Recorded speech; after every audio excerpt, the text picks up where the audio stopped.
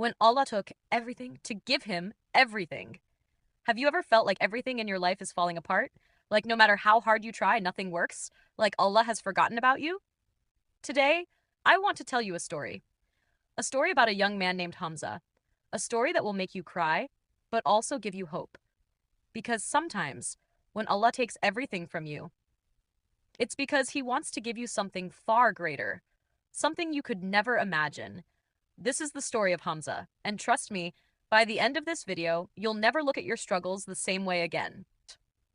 3 years ago, Hamza had everything. He was 26 years old, fresh MBA degree from one of the best universities, a high paying job, one of the biggest companies in the city, a nice apartment in the heart of downtown, one of expensive suits, latest phone, a sleek car. Everyone envied him. His parents were proud. His friends looked up to him. On Instagram, his life looked perfect. Fancy dinners, business meetings, success posts. But here's the thing about Hamza. He had forgotten something. He had forgotten who gave him all of this. Hamza hadn't prayed Fajr in years. He would wake up at 8 a.m., rush to the office, and collapse into bed at midnight. Friday prayers? Too busy. Quran? Dusty on the shelf. His mother would call and say, Beta, at least pray sometimes. He would laugh and say, Ammi, Allah knows I'm busy. He understands. But deep inside, Hamza felt empty.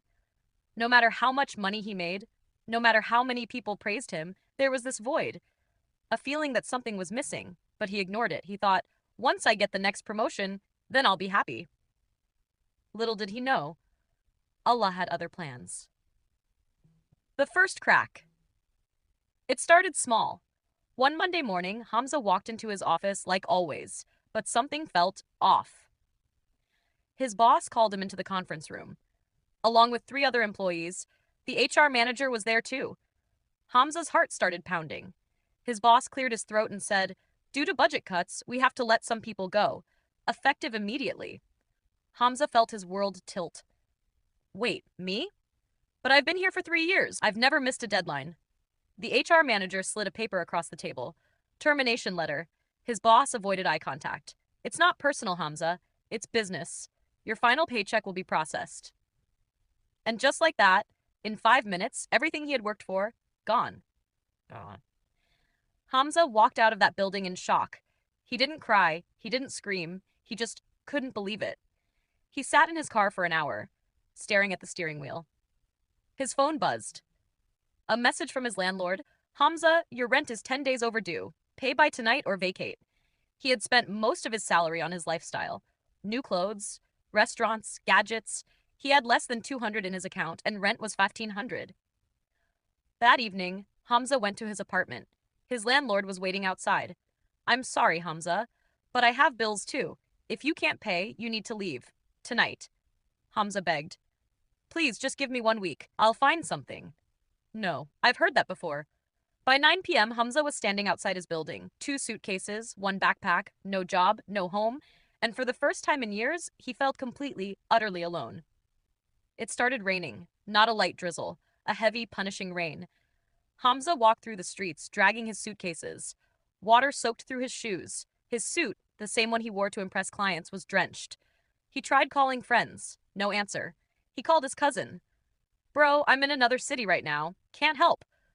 He didn't want to call his parents. They were elderly, living in a small village. Struggling themselves. He couldn't burden them, so he walked and walked until he found himself under a broken streetlight, outside a closed shop. He sat down on the wet pavement, and for the first time in years, Hamza broke. Tears streamed down his face, mixing with the rain. He looked up at the dark, stormy sky and whispered, Ya Allah, why me? I worked so hard, I never hurt anyone. Why are you doing this to me? No answer, just rain, just silence. He pulled his knees to his chest and sobbed like a child. Have you forgotten me, Allah? But here's what Hamza didn't know. At that very moment, in that very darkness, Allah was watching. Hamza woke up the next morning under that streetlight. His body ached. He hadn't eaten in 2 days, but pride held him back. He couldn't beg, so he wandered the streets like a ghost. Around noon, he passed by a small old mosque. It wasn't fancy, just a simple building with faded paint. Outside, an elderly man with a white beard was handing out tea to a few travelers. The old man looked at Hamza and smiled warmly. Assalamu alaikum, Beta. You look tired. Come, sit. Hamza hesitated, but the kindness in the man's eyes, it broke something inside him. He sat down quietly. The old man handed him a cup of hot tea and a piece of bread. Hamza's hands trembled as he took it. He hadn't felt kindness in so long. They sat in silence for a while. Then the old man said softly, "You know, son, I see many people like you." Hamza looked up. People who lose everything: job, money, home, hope. The old man smiled gently. "But do you know what I've learned in my 70 years?" Hamza shook his head. The old man leaned closer and said, "Sometimes, when Allah takes everything from you, it's not because he's angry, it's because he wants to give you something better, himself." Hamza stared at him. No one had ever said that to him before. The old man continued, "When you have everything, you forget Allah, but when you have nothing, you remember who was there all along." Tears filled Hamza's eyes. The old man patted his shoulder. "Stay here tonight. The mosque has a small room in the back. It's not much, but it's safe."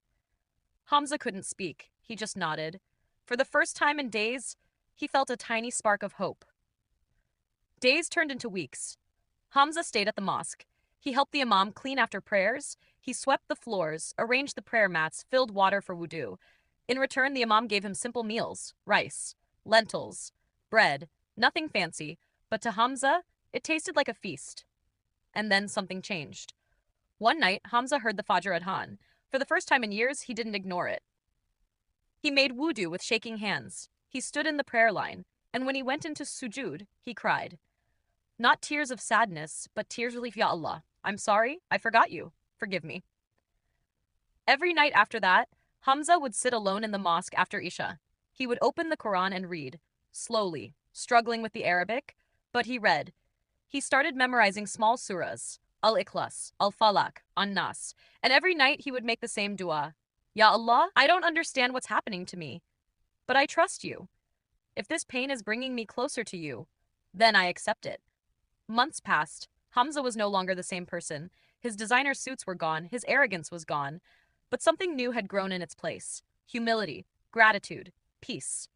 He started smiling again, not because life was perfect, but because he had found something money couldn't buy. He had found Allah.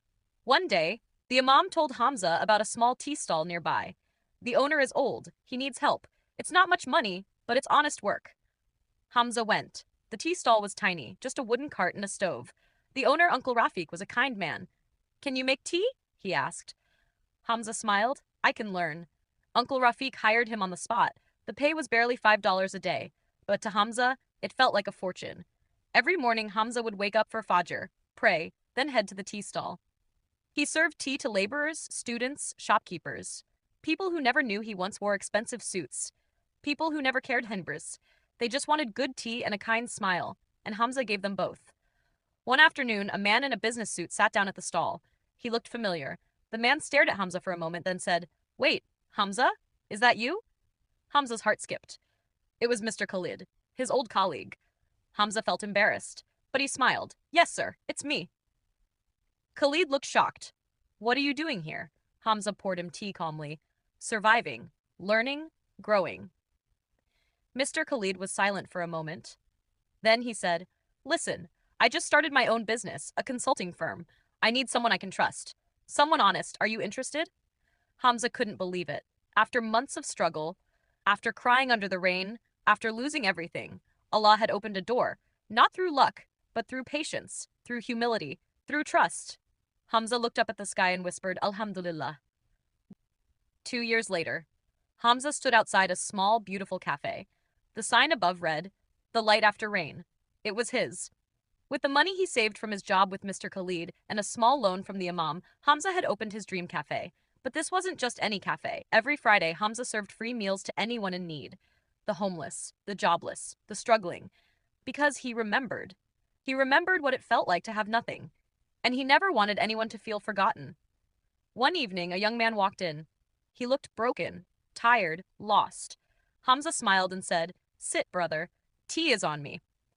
The young man's eyes filled with tears. "I just lost my job today." Hamza sat across from him and said gently, "I know how that feels, but let me tell you something.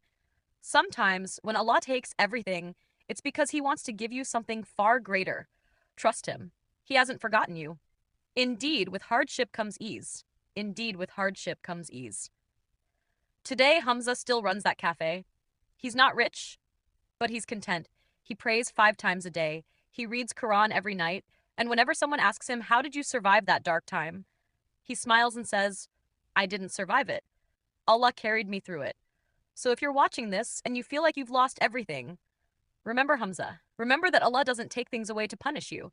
He takes them away to redirect you, to bring you back to Him, to give you something better. Sometimes the worst storms bring the clearest skies. Trust Allah, even when you don't understand. If this story touched your heart, share it with someone. Subscribe for more real, raw, inspiring stories, and never forget, you are not alone. Allah is with you, always.